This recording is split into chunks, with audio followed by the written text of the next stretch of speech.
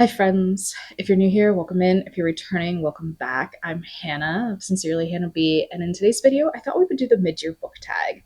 I saw Elliot Brooks did this over on her channel recently, and it looked like a lot of fun. I really loved listening to her responses, so I thought why not do it here as well. It is 13 questions long, and I have it all pulled up here on my laptop off screen, and I would love for you guys to give me your answers to any of the questions, especially when we get to question 6. Would love the answer to question 6. So I'll let you know when you get there and everything will be numbered. So let's just dive straight in. The first question on the mid-year book tag is the best book you've read so far this year. And I have a couple that come to mind. First, we have The Everlasting by Alix Harrow. I just finished this last month and thought it was easily one of the best books I've read in quite a long time.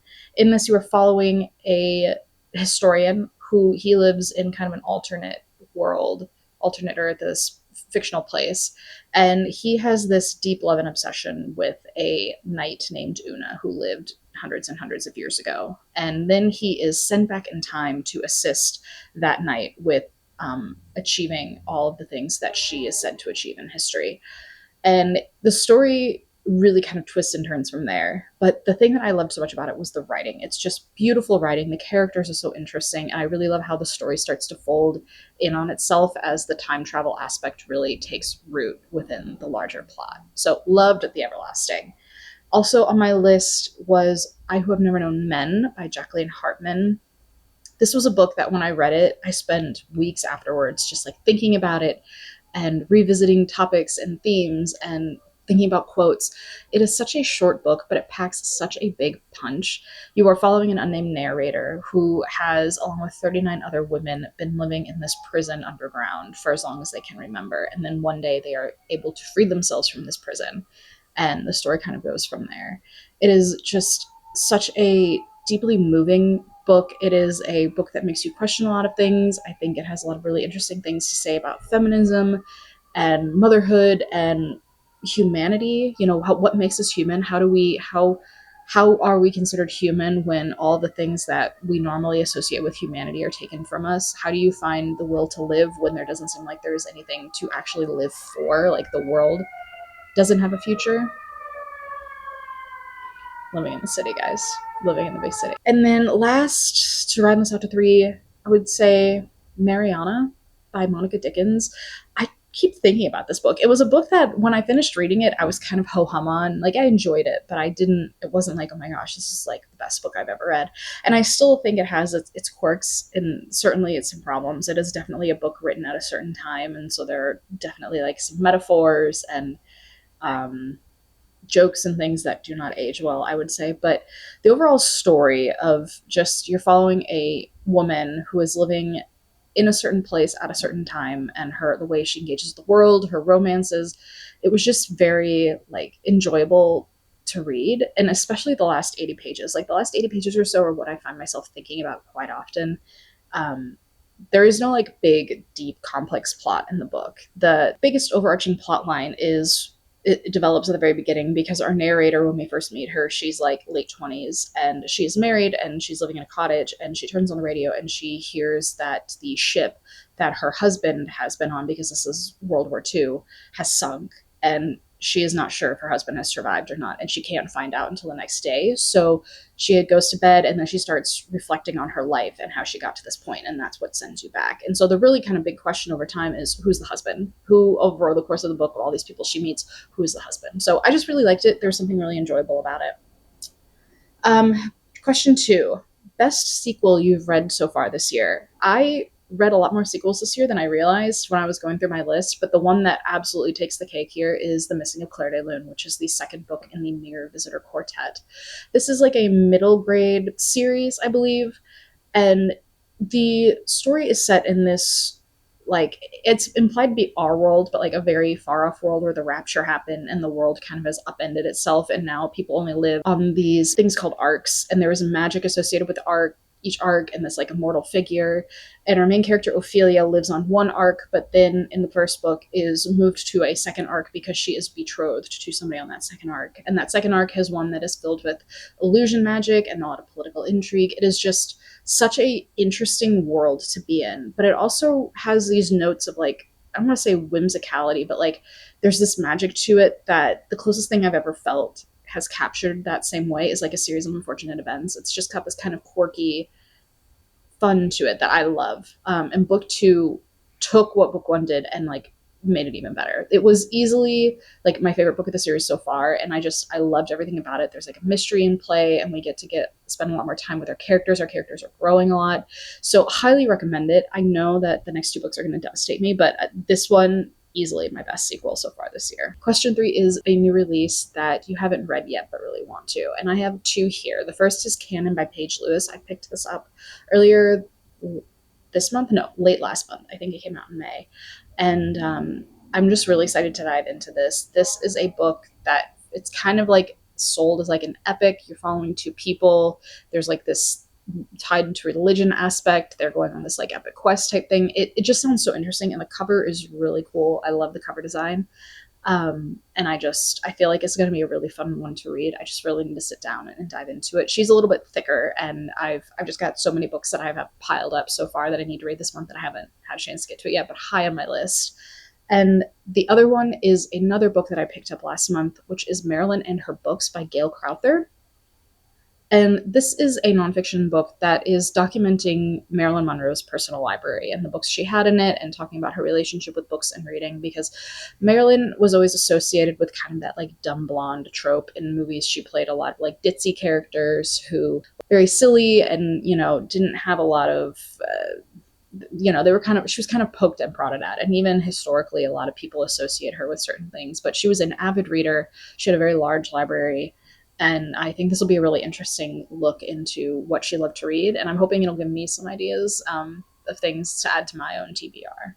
Question 4 is most anticipated new release for the rest of the year.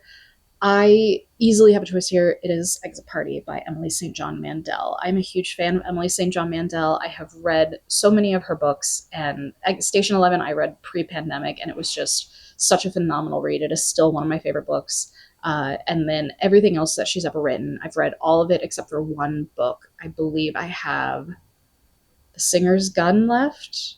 I have it on my shelf. I have to check. But I've read everything else, and I really can't wait to dive into this one. I don't even know anything about it. I just know she has a new book coming out, and I'm very excited about reading it.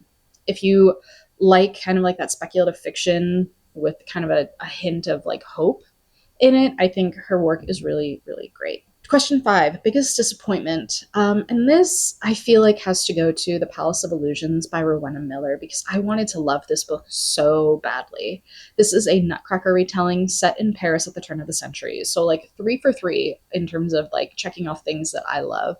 And there was so much promise in this book with the way the world was unfolding and the magic, but the pacing of this book and the execution of the story and the characters really didn't work for me. It is a book that follows our main character, Clara, and, she has a Drosselmeyer relation. She has all these other things. She is currently residing in Paris, helping with setting up for the World's Fair at the turn of the century. And she's an interesting character, but she is described as being very, like, pragmatic and practical. But as the book goes on, especially within the first 200 pages, her actions and her thoughts don't necessarily reflect the way her character is told that she is. Like the book, basically the first 200 pages of the book are entirely dependent on her doing things that feel very out of character. And that I found that frustrating. And then at the end of the book, it felt like the last 100 pages were just like shoved full of things that really needed more time to like develop, or we should be able to spend more time with them. There were some really interesting twists put at the end that I was like, wait, why are we just throwing this as an aside? Like let's visit this. Like I want this to have more of a weight and impact on the story. So I think that's really the disappointing part, is that it just felt like there was so much promise in this book, and unfortunately it just didn't hit the marks for me.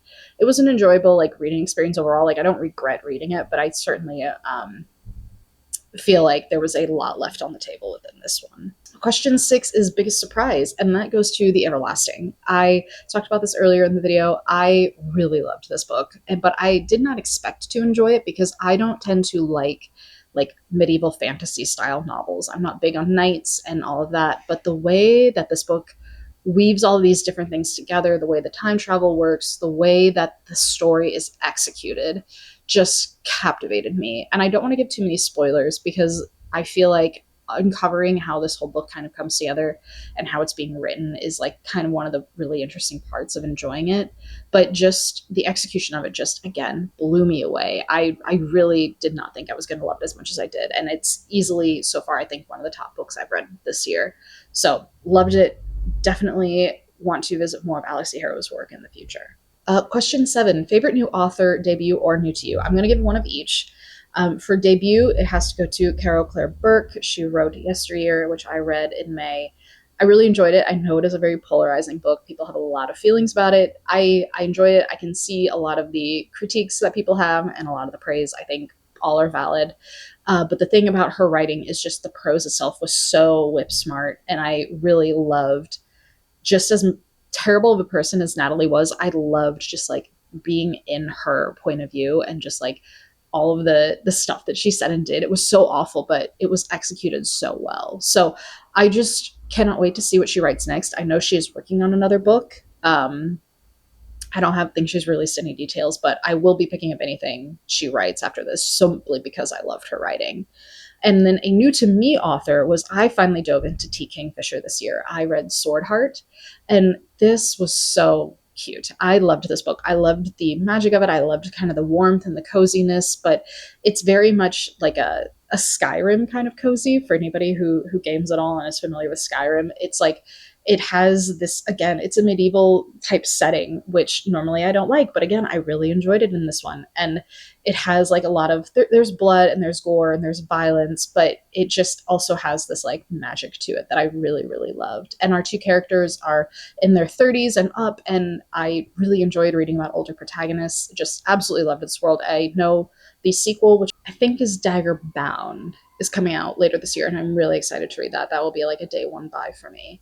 But I do want to try other work by T. Kingfisher. My problem with T. Kingfisher is I'm not a horror person. I don't do well with like gore or like body horror or anything. And I know T. Kingfisher has elements of that in a lot of her books. But I do want to try some other stuff. I have A Sorceress Comes to Call on my shelf, which I really want to give a fair shot. And then I also want to do I can't think what it's called, but the first book is like Paladin's Grace, I think. So I want to try that too. Which also, all of this is like set, I think, or like the Paladin ones and Swordheart are all set in the same like world, I think, which I want to read everything in that world. So yeah, definitely T. Kingfisher was a new favorite author for me. Now, question number 8 is newest fictional crush. And I don't really get fictional crushes anymore. I feel like that was something I did a lot when I was like my teenagers and my 20s. I definitely had a whole list of them, but there is a single character I can think of that really, like, I still like really, really enjoyed reading, and I can't wait to go back to him when I read more books in the series. And that is Wendell Bambleby from the Emily Wilde series. I loved Wendell. He is such a chaotic little gremlin, and there are so many things I enjoyed about him. In fact, when I first met him in the book, like when you first are introduced to him, I found him a little bit off-putting, but the deeper we got into the story, the more I was like, oh my gosh, this man is just a disaster, and he's so chaotic, and I just loved his like how he acts. And there are a couple scenes in the book where it's like, oh, okay, I get it now. And I loved reading about him, and I cannot wait to go back. And I only read the first Emily Wilde, so I can't wait to go back and read the next two. And the author just announced, Sarah Fawcett just announced, we're getting 2 more in the series, which is very, very exciting. So definitely need to catch up before we get either of those books. Question 9 is newest favorite character. And I think for me, this is going to go to Kenna of Servant of Earth. There was a lot of great characters that I've read this year, but Kenna is definitely brand new. This is the first book in a trilogy. The final book is coming out later this year, I believe. And I need to get my hands on the second book. It hasn't come out in paperback yet, and that's what I'm waiting for, is the paperback release. But in this, you are following Kenna. Kenna is our female main character, and the thing that I love about her in the book is when we meet her, she is living at the edge of this bog in this village, and she has this kind of loner attitude. She is a little rough around the edges. She doesn't really like fall into the traditional like role that women are supposed to play in the world. Like, she doesn't really care about getting married or like her appearance necessarily. But the thing I love about her is that she is still so supportive of the people in her life who do care about that. And when she has the opportunities to finally like start exploring different facets of herself, she embraces it. And she just has such good, healthy friendships with the different women in the book, and as they evolve and change, it just is such a refreshing thing to read, because I feel like so often in books you get this like toxic female friendship, or it's like I'm not like other girls, or it's like female characters who can only have like one or two female friends. And I feel like the thing that I loved about the book series and Kenna is that the female friendships are so important. In fact, they're more important, I would argue, than any of the romance plot lines that are also in play. So really love Kenna. Can't wait to continue her story as well. Question 10, a book that made you cry. I'm not a crier. I don't really cry at the end. Like when I read, I feel like it's very rare for me. I can remember like a long time ago, uh, and I do remember crying when I read The Nightingale by Kristen Hanna, which was a devastating read, but I read that years ago. But recently, I think the last book that like made me feel like really emotional at the end, I would say, is probably The Everlasting. That's the book that's going to keep coming up in this video. It's just because it was such a stunning just read, and the way that the characters come together and the way that the end of the book plays out, it just like is so meaningful and touching. And I feel like there's, without giving away too much, the way that the story unfolds at certain points in time, you really feel for Owen, our male main character, because of what he has to endure as part of this like quest he's been put on. So I would say probably that would probably be the last one. I mean, Assassin's Apprentice also kind of gave me the same feelings, especially near the end of the book. And Fitz is just this character that like just suffers so much, even in the first book. And I know it only gets worse in the laters, but like I really connected with both of those characters. So I would say that I don't really cry. I do cry in movies. Like I watched The Wilde Robot last month and sobbed hysterically on my couch for like multiple times during the film. I was just sobbing at my TV. So I do cry, but books, I feel like it's just harder for me for some reason. Question 11, a book that made you happy. And this, I'm going to go back. It's going to be the first book that I read this year, and that was In Your Dreams by Sarah Adams. This was the final book in the Rome, Kentucky quartet. This is a romance series set in a small town. I fell in love with these books years back, and I've been following their releases ever since I read the first book. These are all based on Audrey Hepburn movies, like loosely inspired by. And our first book was Roman Holiday. Book 2 was Funny Face. Book 3 was How to Steal a Million. And book 4 was Sabrina. And book 4, it wasn't my favorite in the series. I didn't, completely love it. There was, I think, a lot of things that in retrospect I'm like about, but I loved the world, and it was so nice to be able to like go back with these characters one last time. And it just made me so excited to like dive into reading for the year when I finished it, because I love the series so much, and I'm really going to be interested to see what Sarah Adams writes next as well. Question 12 is most beautiful book you have bought or received this year. And there's so many. I do a lot of book subscription boxes. So I'm a member of like Fairy Loot and Owl Crate and Illumicrate. And there have been some really great designs so far this year. But I think the one that comes to mind immediately is actually being delivered hopefully today from Illumicrate, which is the Sangu Mandana's like 2 books, which is the Witch's Guide to Magical Innkeeping and the Very Secret Society of Irregular Witches. And these editions are beautiful, like in the photos. I haven't seen them in real life yet, but I have high hopes. But just these covers are stunning. I love the color work. I love the edges. I love all of it, and I can't wait to get my hands on them. I will try to sneak in a clip here, maybe if they've arrived before I have to put this video up so you can get a better look at them. But yeah, they're just absolutely stunning. I read A Witch's Guide to Magical Innkeeping last year. Really enjoyed it. I have not read the other one yet, so that'll be high on my list to get to. I'm thinking it'll be a good kind of late summer, early fall read. I always like picking up witchy books in the fall because of spooky season. And final question is question 13, and that is, what books do you need to read by the end of the year? And the answer is a lot. You can see my little TBR cart is back here. Full of books, and I have like a whole shelf, like the big bookshelf behind me. The entire bottom shelf is all unread books, so I have a lot to get through. My goal is to really pare down my physical TBR, which I am utterly failing at this point, but we're trying. So yeah, there's a lot, but I would say there's a couple big categories. One, I really want to finish some series that I've started. I talked about Servant of Earth. I really want to read that trilogy this year. I want to finish Emily Wilde.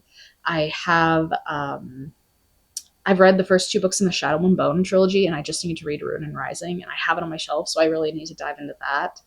I have the sequel to Iron Widow, and I don't know if that's going to be I thought it was a duology, but then I heard whispers that maybe there's more coming. So we'll see where that ends up. But I have all of those. Yeah, there's just I have tons more on my shelf that I haven't even gotten to, and I have like my cozy mystery series that I want to continue. So definitely like continuing series is a big priority. I also really need to, I mentioned I do a lot of sub boxes earlier. I need to get caught up on my sub box reading. I have, you can kind of see this shelf here. This is my aardvark shelf, and a lot of those are unread. I have tons of fairy loot books, and I need to get caught up on all of them, because what's the point of having all these sub boxes if you're not actually reading the books you get? So those are kind of my two highest priority things that I want to get to this year. But also there's going to be new releases. I mentioned Exit Party, but R.F. Kuang has a new one coming out that I really want to get to. There's some other ones that are going to be coming out over the course of the year that I definitely want to get my hands on. So lots of reading to do, but I've been really enjoying my reading so far this year. As of filming this video, I have finished 50 books, which is a insane number for me. Normally 50 to 60 is where I am by like the end of the year. So this has been a very good reading year for me so far, which I need, because again, I own a lot of unread books and I have to keep getting through those. So that is the mid-year book tag. I hope you guys enjoyed. Please let me know your answers to the questions in the comments, especially question 6, which was, what was the biggest surprise for you this year? I love when books catch you off guard. I loved Everlasting because of that. So tell me what you think. Tell me everything in the comments, and I will see you in the next one. Bye.